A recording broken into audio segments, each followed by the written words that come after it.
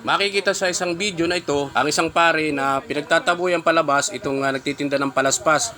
Galit na galit at sinisigawan itong nagtitinda ng mga palaspas dito sa kanilang simbahan. At dahil nga magmamahal na araw ay marami mga bibili ng mga palaspas na nagpupunta ng simbahan para pabindisyonan yung kanilang mga palaspas. Pero sa tagpong ito ay pilit silang pinalalabas dito sa loob ng simbahan yung nagtitinda ng mga palaspas. Wala akong pakialam. Labas!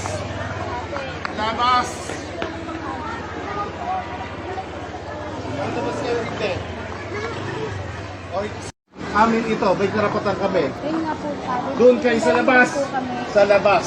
Bakit naman Sa po, labas! taga na po kami. Sa labas! Taga-gawan po Sa kami. labas! Yan. Labas o hindi? Papalabas yan. Wala akong pakialam. Sige, labas. Hindi. Wala akong pakialam kung matagal na. Labas! Kayo lang naman. Wala akong pakialam. Labas! Tumawag kayo namang maglalabas ito. Pangina ko pang bago sinabi yan. Wala dito sa loob. Labas! Wala akong pakialam. Labas!